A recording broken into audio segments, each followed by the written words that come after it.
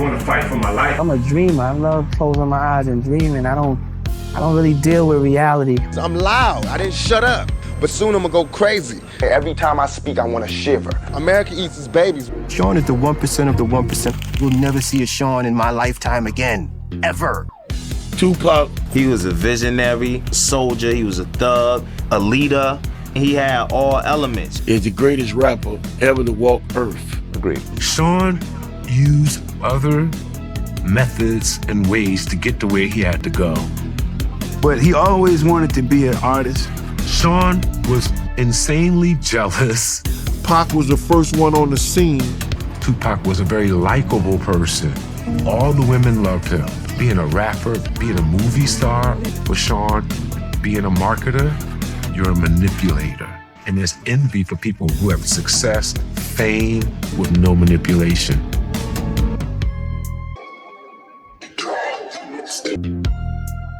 To really understand why these two men could essentially never work with each other and how fundamentally different they were in their personality and character, we have to compare them side by side to have a better understanding. So let's go all the way back.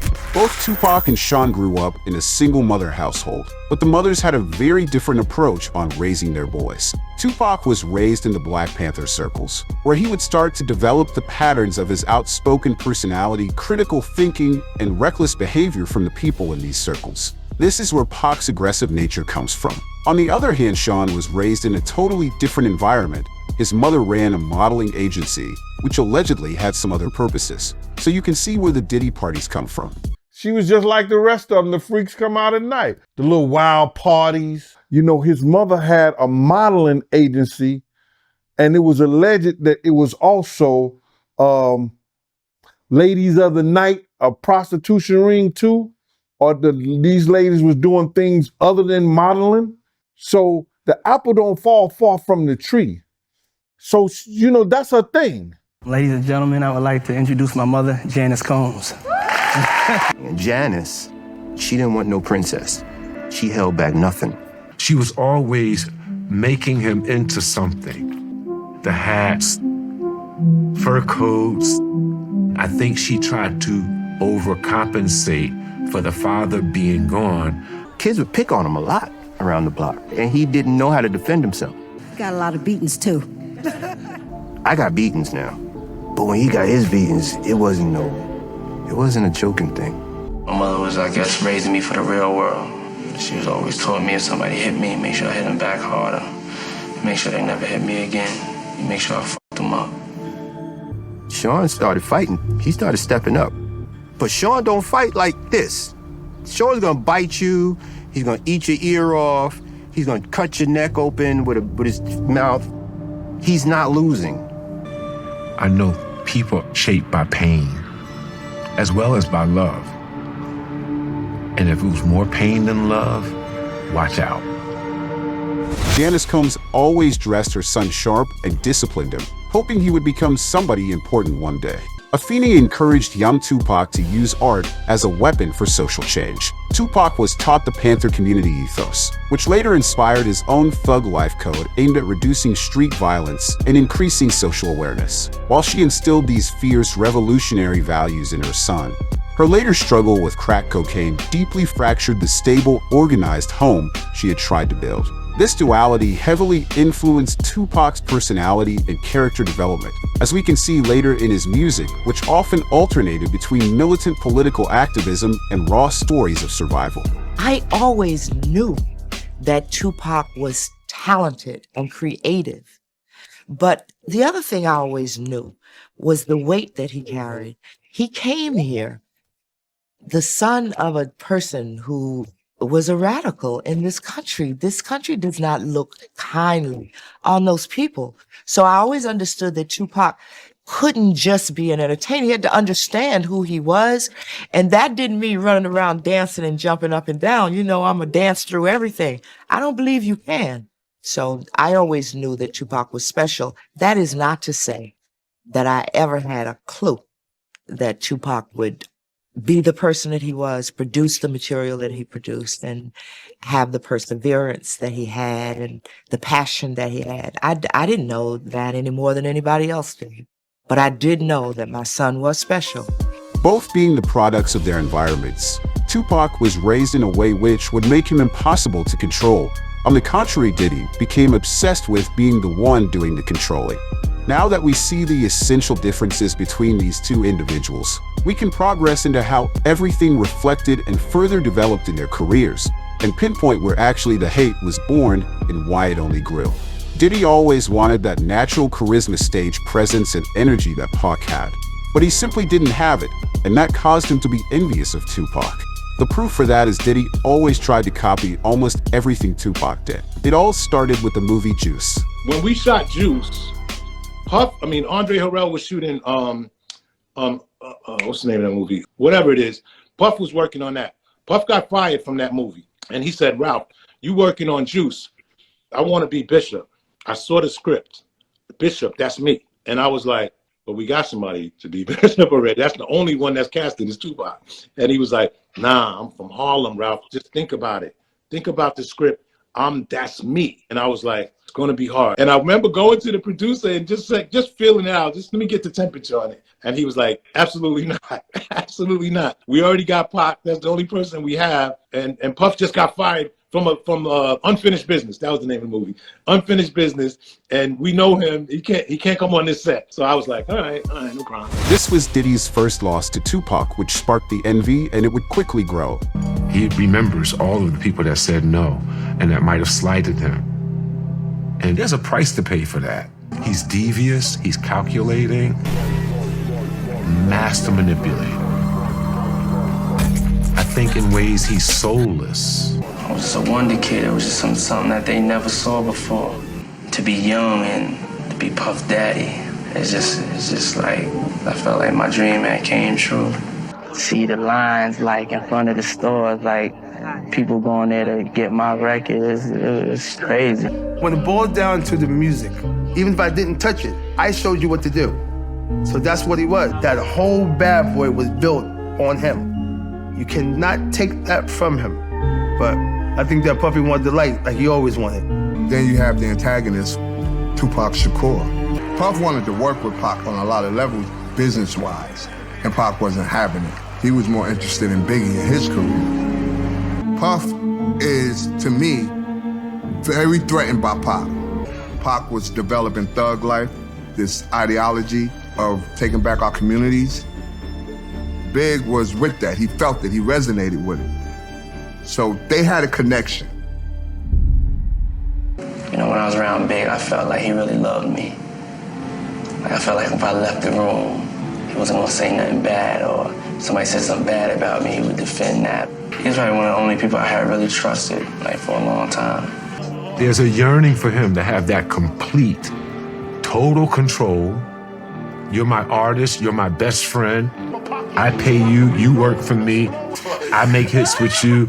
I needed money on my own, so I started slang. And who is this guy? At the time, that West Coast thing is happening.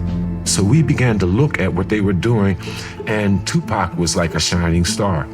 There's a song called I Get Around by Tupac.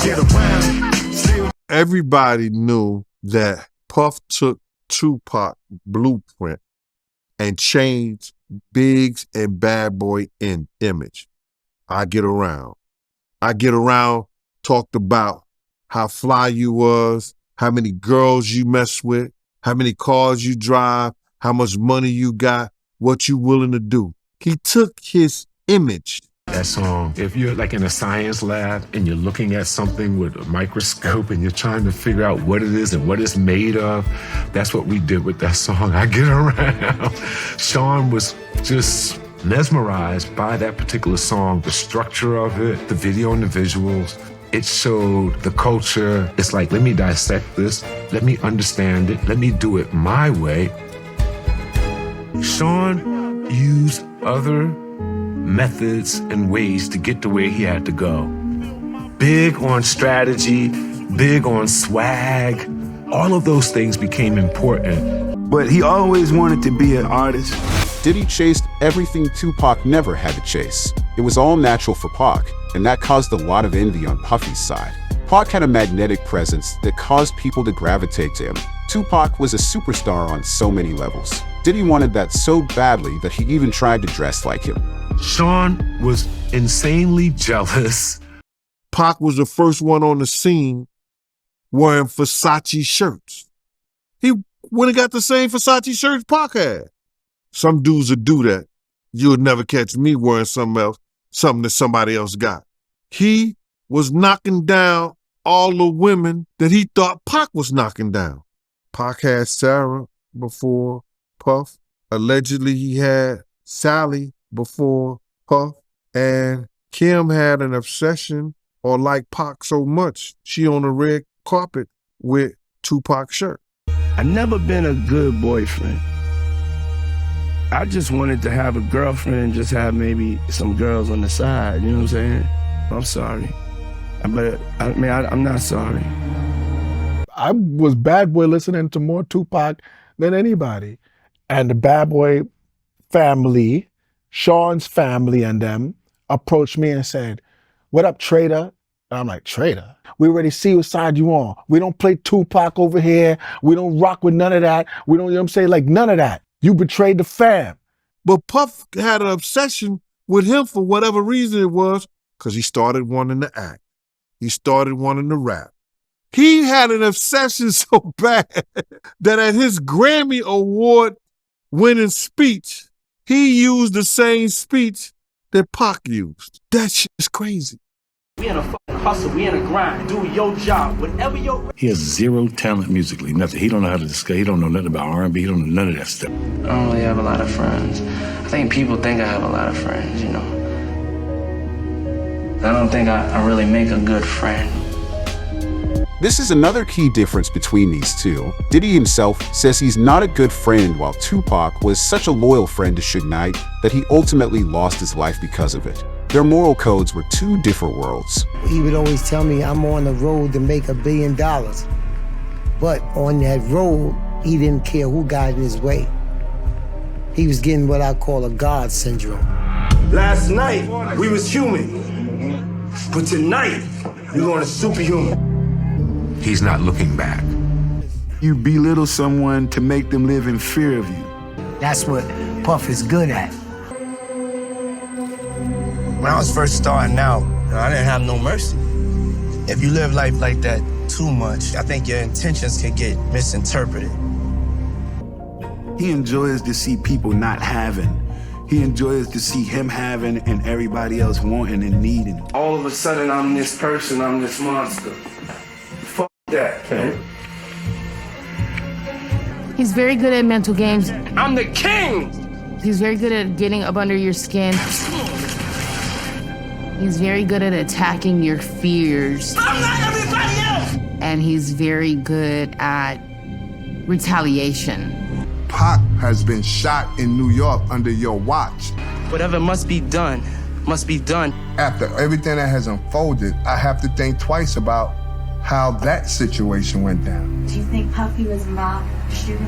I believe so. I do believe so. I have proof. But you can see now why someone like a Puff would want someone like a Pac out the picture. Fuck Biggie, fuck Bad Boy as a staff, record label, and as a motherfucking crew. Once the conflict happens, Bad Boy and all of his associations were nemesises. I'm in jail, strangers is telling me, yo, you don't know? Biggie homeboy shot you. Cause they bragging, they telling they in jail. Yo, we just got Pac. Woo, woo, woo. Let's look at the facts. You know, Pac was vilified while he was alive. And Puff was exalted.